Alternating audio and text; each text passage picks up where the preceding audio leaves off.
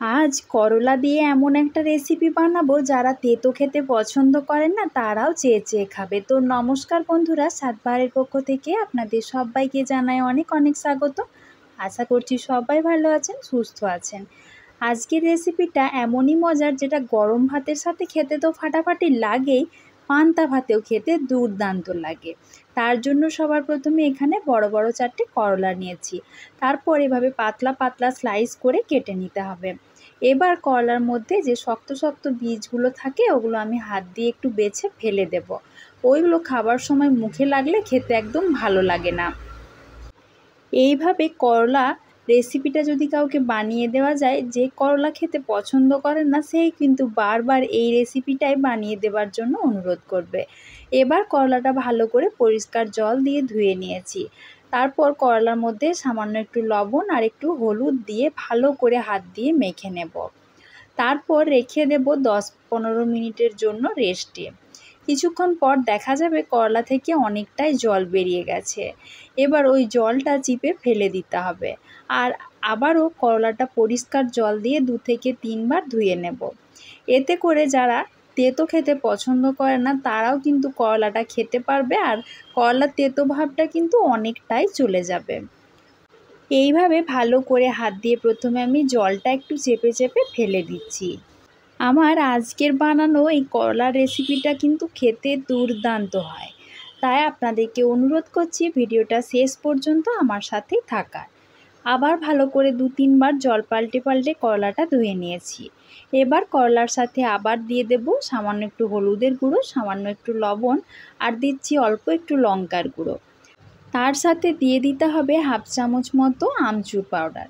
আমচুর powder বাড়িতে না থাকলে সেক্ষেত্রে চাট মশলাও কিন্তু দেওয়া যেতে পারে। আর দিয়ে দেব 1 চামচ মতো ময়দা। আমি এখানে ময়দা ব্যবহার করেছি, চাইলে আপনারা কিন্তু চালের গুঁড়োও দিতে পারেন। আর দিয়ে দেব তার সাথে 1 চামচ মতো সুজি। এই সুজিটা কিন্তু অবশ্যই দিতে হবে, তবেই কিন্তু আমি আজকে যে রেসিপিটা বানাচ্ছি সেটা খেতে দুর্দান্ত হবে। সুজিটা ভালো করে ছড়িয়ে দিয়ে দিচ্ছি। তারপর হাত দিয়ে ভালো করে মেখে নিতে হবে। আমি এর সাথে 1 চামচ মতো কর্নফ্লাওয়ার দিয়েছিলাম, যেটা কোনো কারণে আমার ক্লিপিংটা নেওয়া হয়নি, তাই আমি এটা আপনাদেরকে মুখে বলে দিচ্ছি। তারপর সব কিছু ভালো করে হাত দিয়ে একটু মেখে নিচ্ছি, তবে খুব বেশি চিপে চিপে মাখার দরকার নেই, আলতো হাতে ভালো করে মেখে নিলেই হবে। আমার আজকের রেসিপি কিন্তু করলা ভাজা, তবে করলা ভাজা আমরা বাড়িতে সচরাচর সবাই বানিয়ে থাকি। তবে আমি আজকে যেভাবে বানাবো সেভাবে বানিয়ে কিন্তু চাইলে 10-15 দিন পর্যন্ত সংরক্ষণ করেও রেখে দেওয়া যাবে। আর এগুলো এতটাই মুচমুচে হয় যে করলা খেতে পছন্দ করে না সেও কিন্তু খেয়ে নেবে। এবার আগের থেকে বেশ কিছুটা পরিমাণ তেল গরম করতে দিয়ে দিয়েছিলাম। ওই গরম তেলের মধ্যে অল্প অল্প করে করলা আমি দিয়ে দিচ্ছি। একসাথে সবগুলো দেওয়া যাবে না, তাহলে কিন্তু করলা ভাজাগুলো মুচমুচে হবে না। এবার গ্যাসটা বাড়িয়ে রেখে কিন্তু করলাটা একটু সময় নিয়ে ভেজে নেব। কিছুক্ষণ পরই দেখা যাবে করলাটা সুন্দরভাবে একটা বাদামি বর্ণ ধরেছে, আর তখন কিন্তু তেলটা ঝরিয়ে আমি এভাবে তুলে নেব। আর একটা সাদা কাগজ দিয়ে দিয়েছি একটা প্লেটের মধ্যে, যাতে অতিরিক্ত তেলটা ওই কাগজটা টেনে নেয়। তারপরে করলা ভাজাগুলো তুলে রেখে দিচ্ছি। আমি যেহেতু অনেকগুলো করলা কেটেছিলাম তাই একটা ব্যাচে সবগুলো ভাজা হয়নি, আবারও আমি আরেকটা ব্যাচে বাকি করলাগুলো তেলের মধ্যে দিয়ে দিচ্ছি। একইভাবে একটু সময় নিয়ে উল্টে পাল্টে করলাগুলো ভেজে নেব। তো বন্ধুরা, আমার আজকের এই করলা ভাজার রেসিপিটা আপনাদের কেমন লাগলো?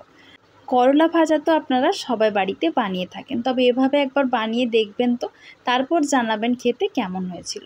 দেখুন করলা ভাজাটা কতটা মুচমুচে হয়েছিল, হাত দিলেই ভেঙে যাচ্ছে, আশা করি দেখেই বুঝতে পারছেন। আর এই করলা ভাজাগুলো কিন্তু একবার বানিয়ে আপনারা যে কোনো এয়ারটাইট কন্টেনারের মধ্যে ভরে প্রায় 15-20 দিন পর্যন্ত সংরক্ষণ করেও রেখে দিতে পারেন। এটা গরম গরম ভাত বা পান্তা ভাতেও খেতে দুর্দান্ত লাগে, একবার অবশ্যই বানিয়ে দেখবেন। তো বন্ধুরা, আমার আজকের রেসিপি যদি একটু ভালো লাগে তাহলে অবশ্যই একটা লাইক করবেন, সবার মাঝে বেশি বেশি করে শেয়ার করে দেওয়ার জন্য অনুরোধ জানাচ্ছি। চ্যানেলটিতে যদি নতুন বন্ধু হয়ে থাকেন তাহলে চ্যানেলটা সাবস্ক্রাইব করে আমার পাশে থাকার জন্য অনুরোধ রইল। আজকের মতো এই পর্যন্তই। খুব তাড়াতাড়ি আবারও হাজির হয়ে যাব একদম নতুন ধরনের একটা রেসিপি নিয়ে। ততক্ষণে সবাই ভালো থাকবেন, সুস্থ থাকবেন। দেখা হচ্ছে পরবর্তী ভিডিওতে। আমার ভিডিওটা এতক্ষণ পর্যন্ত দেখার জন্য সবাইকে জানাই অসংখ্য ধন্যবাদ।